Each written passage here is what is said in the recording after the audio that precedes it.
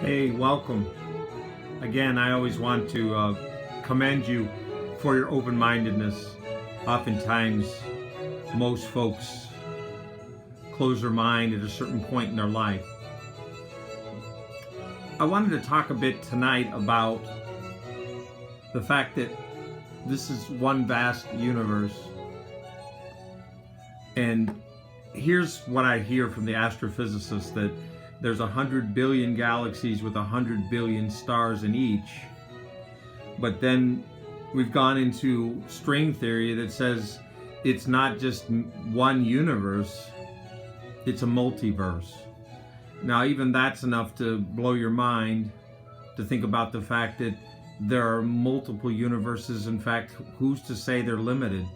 Infinity means infinity. I contemplate this a lot in terms of the fact that here we are as human beings, somewhat have the galaxy all to ourselves, and we do.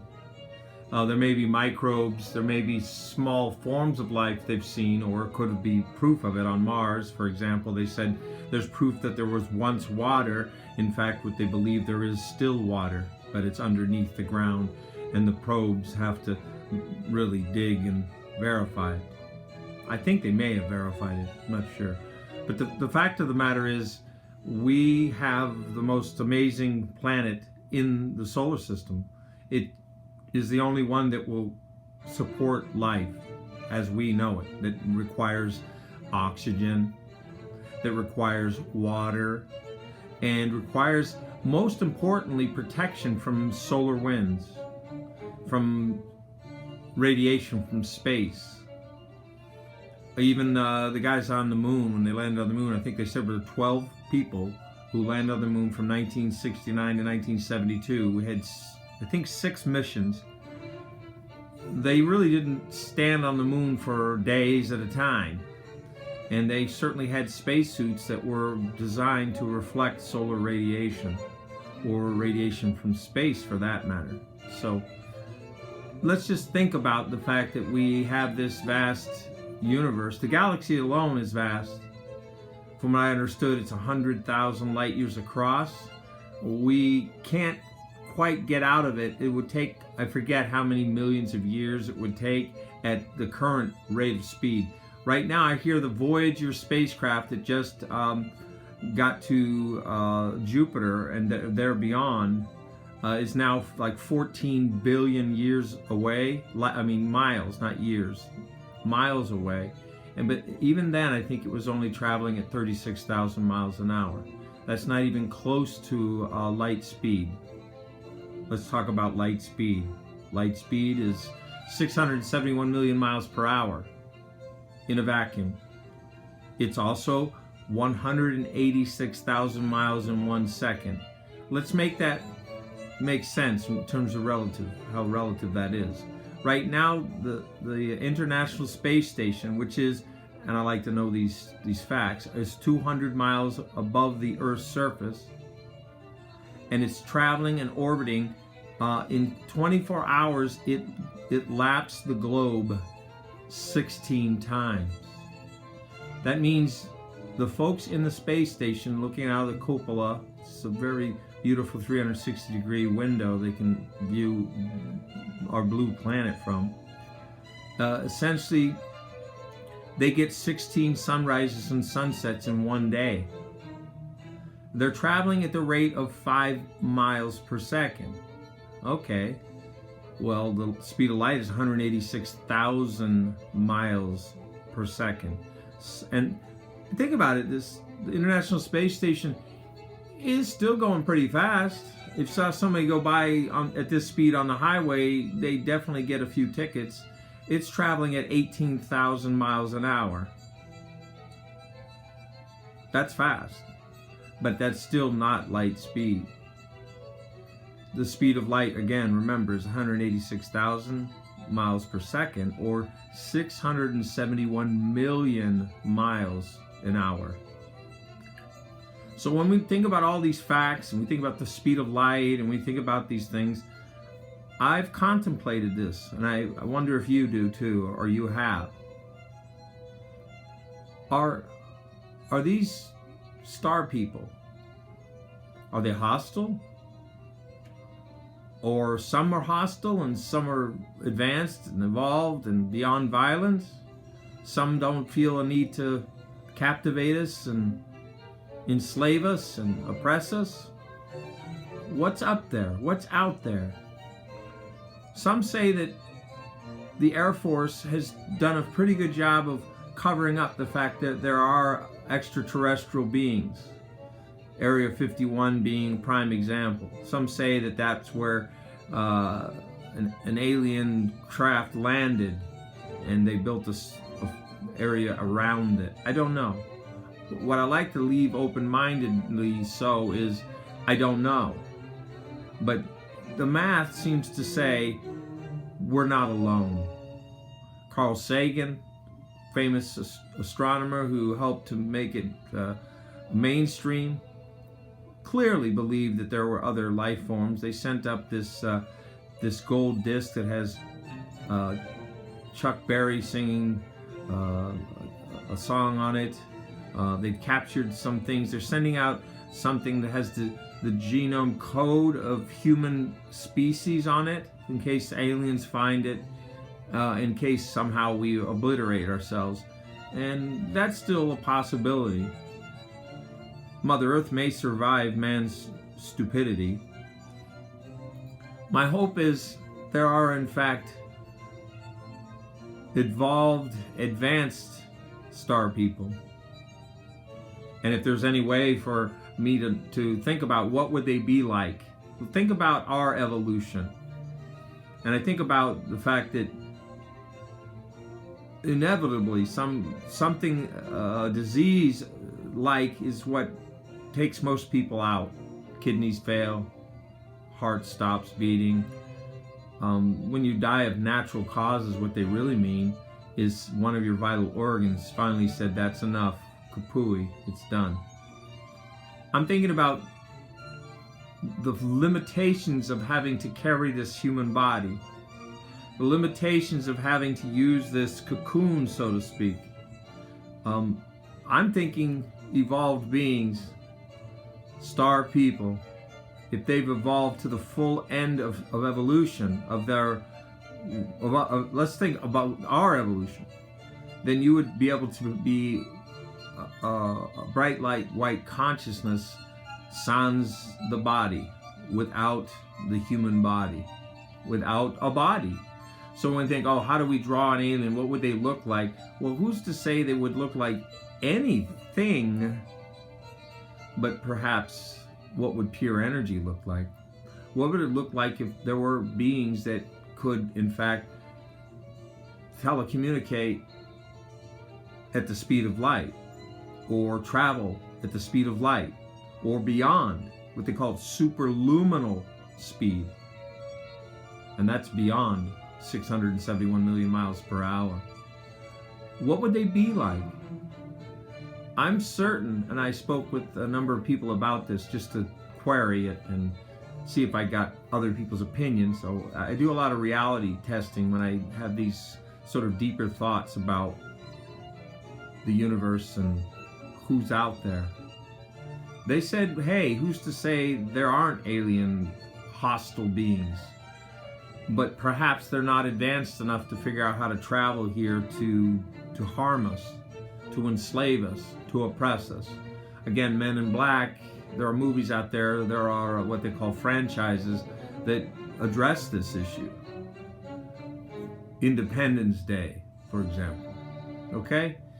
So I'm just asking you to ponder this question. Are there other beings besides humans in this universe? What we're seeing is clearly based on our probes, Voyager 1 and 2, the Juno probe that's going to Jupiter. All these probes have not found multi-celled life. Or, frankly, I mean, you think about how we're multi-celled. I think the science estimates we're about 30 trillion cells worth. The human body is 30 trillion, plus or minus. There's some sloughing off, some being born. But beyond that, let's think about multi-celled. Each cell is made of molecules, and each molecule are made of atoms, and atoms are made of subatomic particles, or technically wavicles, I believe. If we take every single cell in the material world and broke it down with an electron microscope, looks smaller and smaller, let's say 60 times magnification, what I think they're saying is we're going to see some light, waves, particles. Depends on how we look at it, from what I've heard. If you look at light as if it's a particle, it shows itself as such. If you look at light as though it's a wave, it shows itself as such. So think about how many subatomic particles are in your body. That's pretty close to as many trees as there are on this planet. Again, that's almost thinking about the sand, the beach, the little tiny grain of sand, of which a beach has trillions, hundreds of trillions in one small area of the beach. Okay? So please consider this. If there is a thought, I don't know if this would help, but if you raise your consciousness to believe that there are advanced, benevolent, extraterrestrial beings that are capable of telepathic communication, no matter what language they may be speaking with their, however we call it, their mind, then it makes sense for you to open yours and perhaps send them a message saying, hello, hi, I'm a compassionate, loving being. And I believe this. Think about the hierarchy. I remember hearing that advanced beings, offspring, early in their development, I don't know what that means. It could be 30 days. It could be they take 5 years. It's hard to know what their development would be. They are capable of Einsteinian calculations when they're infants. If they're that evolved and that advanced, you know that they could run circles around the brightest of our brightest.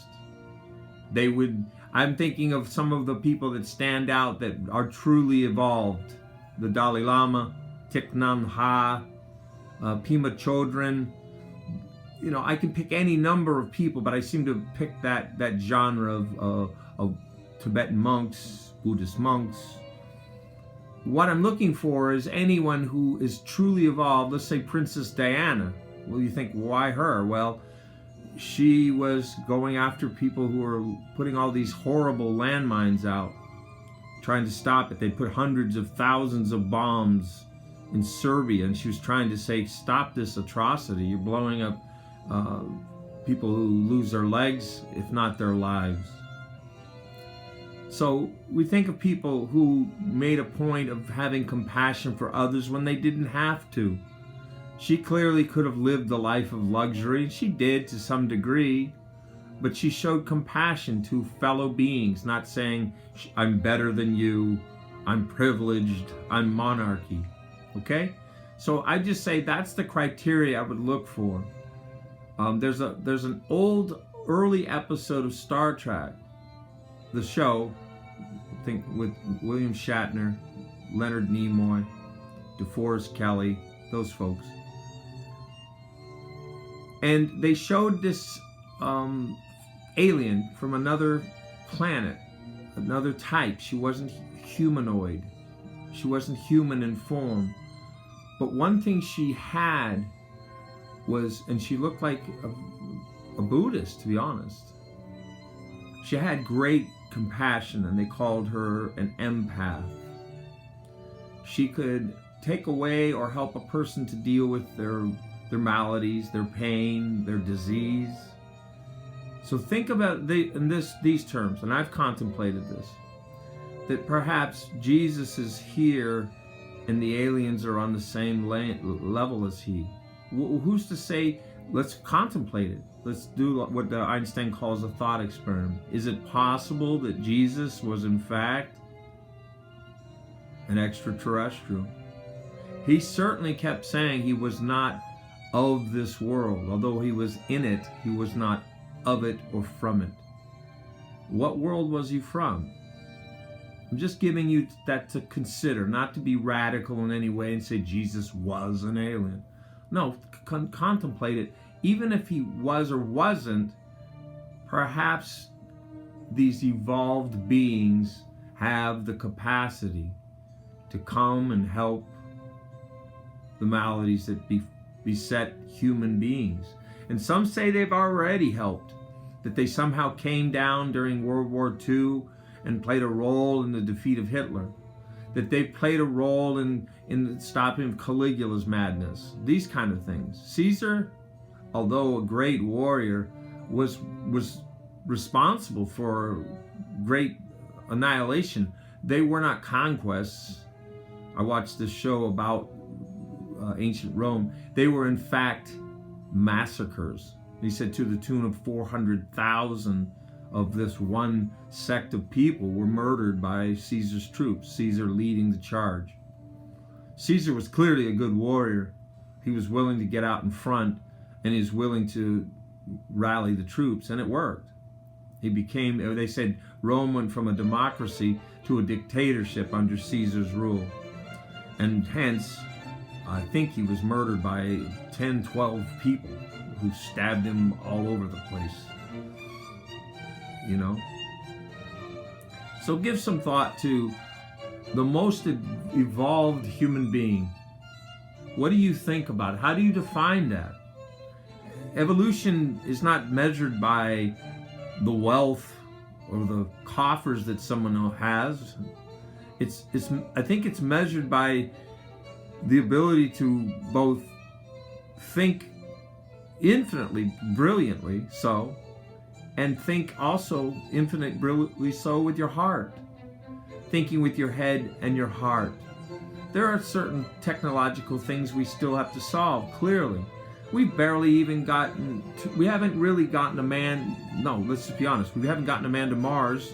We're about to put a space station orbiting or extra-orbital around the moon, which then will allow us to watch the steps, incremental steps, from what I'm watching on the NASA channel, is then we're going to put a habitat on the moon, and then we're going to extract water, which they say there's 300 billion tons of ice on the moon, which can be converted to water, and most importantly,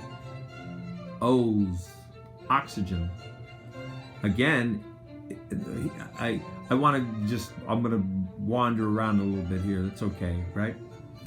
Bottom line, I understood that the moon has such a slight atmosphere that when one of the lunar landers landed on the moon, and when they opened up the airlock, the amount of air that was allowed to escape as the astronaut was coming out doubled the moon's atmosphere.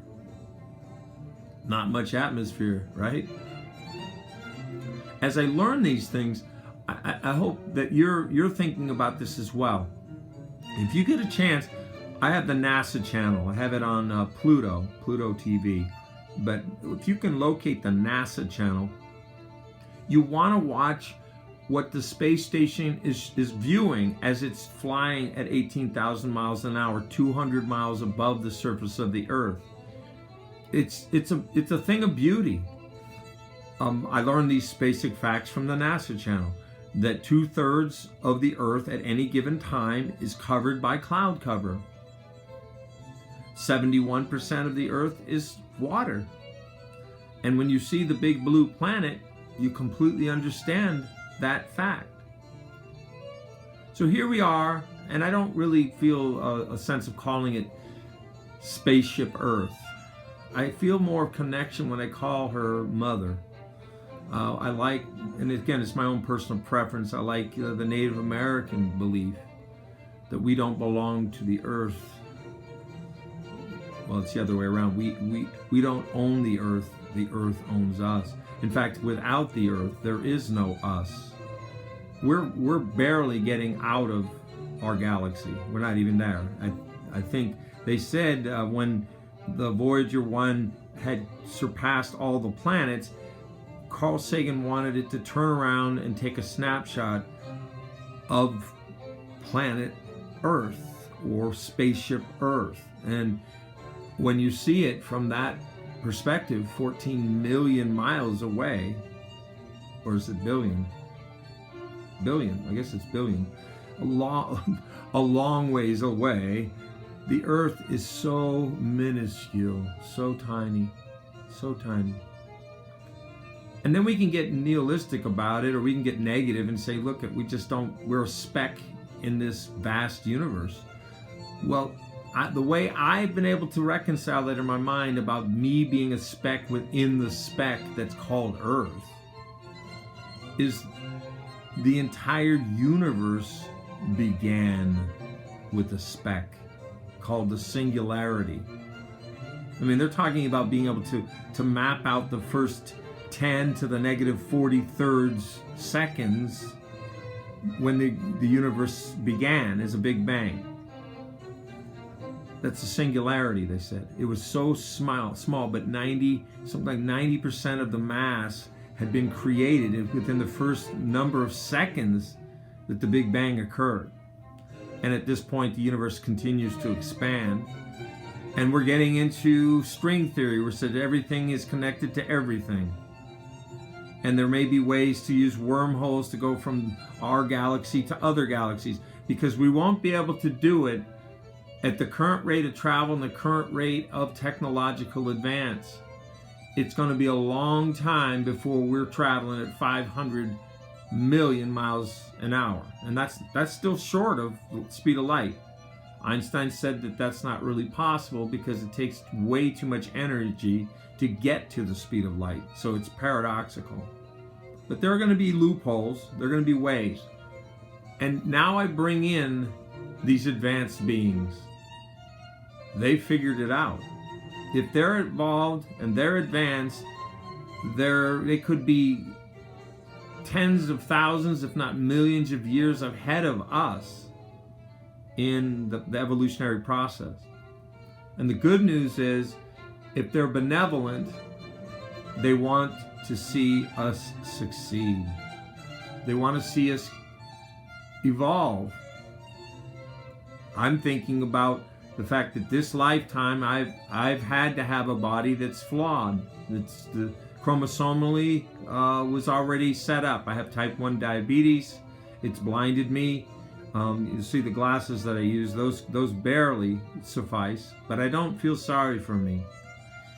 Sometimes when you lose your outer eyes, it makes your eyes turn inward, and you start contemplating these sort of things, like, are we alone? I'm not the first to say it. I'm not the first to think it. I'm not first to question it. And I've never in my lifetime have encountered an advanced being. I thought my grandmother was. She gave me a spaceship when I was 5. I related to her, and as a child, that's what impressed me. At age 5, when your grandmother gives you the spaceship that lights up and turns around, I think it was a spin-off of Lost in Space, you think that somehow she's special, more than human. And she was very loving, very unconditional in her love, non-judgmental, and always cracking jokes. So I'll always think of Grandma Hover as my alien grandmother. And when I talk to her, now she's been dead for 30, 40 years, I think of her in those terms. Only in this sense: evolved, empathic, advanced. I'm going to end today's talk by simply saying to you, keep an open mind. Perhaps.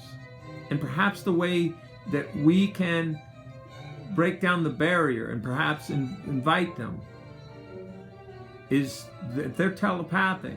If you're involved, there's a point where you don't even have to speak your words. You don't even have to write them. And you don't even have to use words. So, telepathic ways of communicating. Give it some thought. Perhaps each day, just look to the sky and know that we're not alone. We're not alone. Hey, thanks a lot. Thanks for tuning in. We'll talk to you